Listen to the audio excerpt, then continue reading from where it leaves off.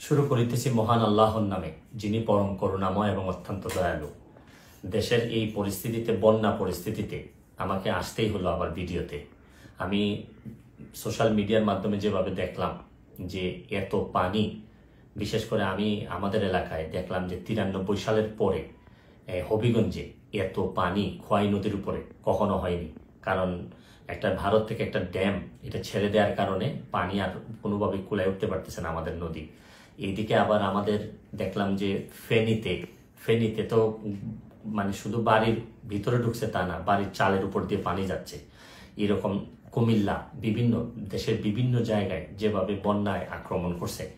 আমি যেহেতু বন্যা নিয়ে কাজ করছি, আমার কাছে মনে হয়েছে যে এই বন্যার সময় আমার একটা অধিকার আছে যে আপনাদের সবাইকে একটা আহ্বান করার, যে যে যে এলাকায় কৃতি সন্তান আছেন তারা নিজেরা একটু ঝাঁপিয়ে পড়েন মানুষের।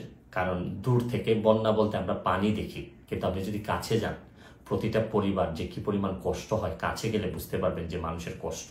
আমরা তো এমনি শুধু থই থই পানি দেখি, কিন্তু ভিতরে গেলে বোঝা যায় মানুষের খাবারের অভাব হয়, মানুষের পয় নিষ্কাশন ব্যবস্থার অভাব হয়, মানুষের স্যালাইন লাগে। সামান্য একটা স্যালাইন নিয়ে যেতে পারলেও অনেক বড় উপকার হয়।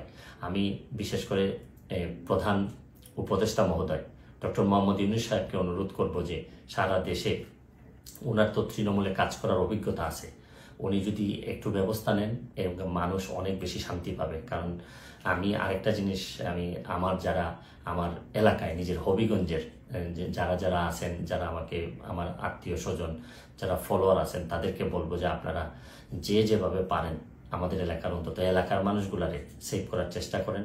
আমার পক্ষ থেকে আমি যেভাবে পারি কিছু না কিছু সহযোগিতা করার চেষ্টা করব।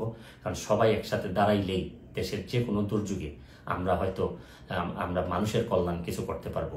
আমরা বহু মানুষ আছি, হয়তো মানুষ একটু বিপদে পড়লেই কাজে আসতে পারি, হয়তো আমরা চেয়ে ঘুরে বেড়া না, আমরা হয়তো অনেক বেশি প্রতিবাদকারী না, বা সব জায়গায় দাঁড়ায় যেতে পারি না, অনেক লিমিটেশন নিয়েই মানুষ হিসাবে বেঁচে থাকি। তারপর চেষ্টা করেন যে সবাই মিলে অন্তত বন্যা দুর্গতরে সব কিছুর ঊর্ধ্বে উঠে বন্যা যারা দুর্গত তাদের পাশে দাঁড়াবেন, এইটুকু আমার আপনাদের কাছে আহ্বান, আপনাদের কাছে চাওয়া। তারপর আমি একটা জিনিস বলি যে খুব খারাপ, এখনো আমাদের এলাকায় নদী ভাঙ্গন দেখা দেয়নি, নদীর চারদিকে পানি পড়তেছে। যদি ভাঙ্গন দেখা দেয়, খুবই খারাপ অবস্থা হয়, তাহলে আমার একটা আপনারা নিশ্চিত থাকতে পারেন আমি যেভাবেই হোক সশরীরে আপনাদের মাঝে হাজির হব। আমি চেষ্টা করবো আমার সর্বস্ব দিয়ে যাদের জন্য আমি শপথ নিয়েছিলাম তাদের পাশে দাঁড়ানোর। ভালো থাকবেন, সুস্থ থাকবেন।